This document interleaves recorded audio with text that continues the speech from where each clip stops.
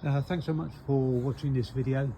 This is really about the small journey that I went on replacing the old coil that was stock in my 1969 121S to replacing it with a new coil, happened to be a Bosch Blue. The only disclaimer I have with it, is I'm not a master mechanic, so this was my way of doing it. If you want to do it a different way, or I've done something in there that you think could be done better, please drop a comment below. There's absolutely no problem at all. We're all in the community and we're all learning together. The other thing is that in the 60s and 70s, a substance called PCB oil was used for insulation within old coils. Can I ask you to Google that? And before you go any further, particularly with regard to taking the old coil out of the old casing, the old stock casing, you're aware of all the ins and outs of PCB oil. It's not great stuff, it's banned in many countries now, but I'd ask you to read up on that before going any further. Enjoy the video. Hope it's of some use. I would also suggest that work is done outside where possible, and certainly wear gloves, unlike myself. Take care and thanks for watching. Hi all, just thought I'd just do a very quick video, might be in a few parts, as to my way of doing the coil. I've read up on it a lot. It's quite clear it's not a particularly difficult job, but it's not that straightforward either. So obviously I've disconnected the battery, excuse the drill. So I've disconnected the battery, goes without saying. This is a 2-hole, so as you can see the coil was held down there and there, so it's a 2-hole coil. Gave it a bit of pull and you get that much of the armoured cable, and obviously that runs to the ignition and is the positive side of the coil. I've undone the negative side, which is dropped down here somewhere, and there you go, that's the negative side that goes down to the distributor. I've taken out the top HT lead, just pulled that off, pulled that off as well. So I'm kind of at that state at the moment. The next step is I'm literally going to Dremel through that armoured cable. So I'm going to stop the video there and see what happens. So one thing I realise is that I've now got to cut through that armoured cable, which I knew before in fairness, to run the positive from that to the top of the coil. And what I do is drill a small hole in the bulkhead. So what I've now done is gone to the inside, and I'm now chasing the wire here, which is the armoured cable. Obviously that goes up to the ignition, but I'm now going to have to take the glove box off, so I'm just about to do that now. I'm not sure how I'm going to knit all these together, but as you can see, this is now through the bulkhead. This is the wire that I want, so I'm actually going to nick that off there and put it all the way back. And obviously that goes into the ignition, so I'm actually going to have a look at the ignition, see if I can get it off the ignition, in which case this is a much easier repair. Or I'm going to try and, as you can see, if I focus, I'm going to try and cut the cable, because that's the positive right there. So I'm going to try and cut the cable down and then just splice into that. And then what I could possibly do is take the coil out of the housing that it's in at the moment, and then just refit it, put a little small hole into the bulkhead, run a positive off here, and that will then run to the top, and that will have the same effect. So that's kind of the plan at the moment, but we'll see how that changes. So what is interesting, and I've just put these bits back on, is as I was dremeling, and you can see the mark in the top there, so I'm dremeling perpendicular to the rings, literally the rings just fell off. They're literally just falling off, which is really interesting. So I thought I would have to cut and pull and all the rest of it, but you can see it's now exposed that middle wire.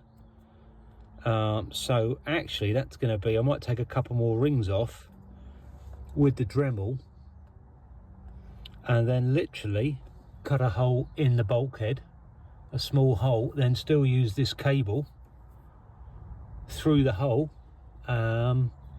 and that way I'm going to get power off the ignition to the coil, to the top of the coil, once I put a new, obviously spliced a new power cable onto that. So I think that's that one sorted out fairly quickly. There you go, after all that dremeling, that's what it looks like. There's enough there for me to cut and splice. Unfortunately, I've cut into the cable there. I don't want to chance my arm, so I'm going to leave it there, cut and splice, and either I can drill a big enough hole in the bulkhead to put the armoured cable through, or I can put a grommet around it so the water getting through, or I can cut and splice here, because that's the only size of the cable you need. I mean, it's pretty small at the end of the day. But obviously it is a live 12 volt feed. As soon as you put the ignition on, it's constant live, so just got to be super careful when I do it. But that's not the problem.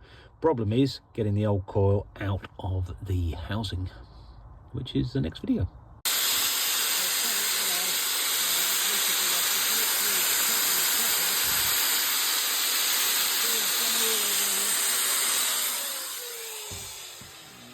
kind of left with this now. I've created a big enough hole here, so what I'm trying to do is now just prise this, and it is beginning to move. Whether it's going to move enough, I don't know.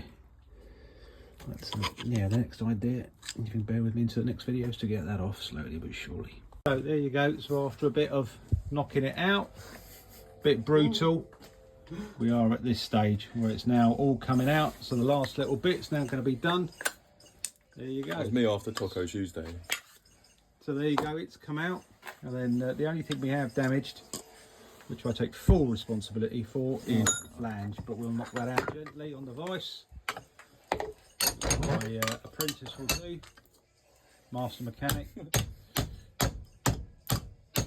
we're kind of hoping now that we can slip a coil into that. Have you got a coil to hand we could slip into that? Well, we have, thank you. Oh mate, that's actually Spotty the dog. Look at that. Yeah? Yeah. Okay. It's bottom. Oh, I could come a little bit. Okay, we can. I'll clean it out and then do that. Yeah, looks like a little bit of cleaning out, and that's pretty good. So there's still work to do on this. Obviously, this needs to be cleaned up, and there's like an inner sleeve in here, and there's also a lot of sticky stuff. But ultimately, what the aim was, that. So it's actually now going to, with the 2-hole onto the firewall, I'll splice the cable, the armoured cable, I'll run it through a hole in the firewall to the positive, and obviously that will go off to the distributor. So that's what it will look like, and hopefully that will be the end of it. Next video, hopefully be further down the line. Cheers. So just a recap of where we are. I've now drilled a hole through the bulkhead. Clearly that's going to need a grommet on it. I know what you're all thinking, you put a spade connector on there, how are you going to do it? Yeah, I might have to cut that off, I realise. Because that's a positive feed from the ignition, you cannot leave that going through like that. That will chafe, cause an earth and possibly even a fire. So definitely a blanking grommet in there. That's just something you'll have to keep an eye on with the adaptation that I've done. And obviously the spade connector is one, because again it's a positive feed, it's sleeved. In terms of the coil itself, this is now what it looks like. So I've got a nice Bosch blue, it's quite cheap on Amazon. A little bit of effort to push it in and all the rest of it, but as you can see it's pretty flush.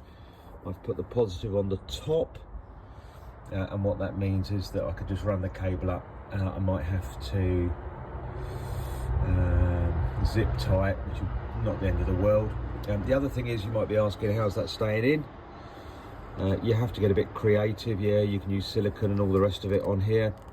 My lad, what he did, put an inner tube from a bicycle, and that not only creates it's pretty good for vibration absorption, but also now it's a super tight fit. I put a silicone spray and then just pushed it gently in. It took a little bit of an effort, can't lie, but it's absolutely where it needs to be. Now, how easy is that to replace? Yeah, you would have to take that out and knock it out. You couldn't do it in situ. So got a Lucas Gold cheap coil, and if needs be I can just rig it up if I'm out and about, with a few zip ties, and when I get home then do the proper transplant back into the into the casing. Obviously the casing's being cleaned up and all the rest of it. So next video hopefully we'll be turning on and see where we are. And there you have it. That is the conversion complete. It's all in place. There's a bit of paint where the hole I drew it through the bulkhead, obviously a positive lead. I've now got a Bosch blue in there. I've got some new HT leads as well, and jobs are good, and really So there you go. That is the completed conversion from the old housing to a new housing.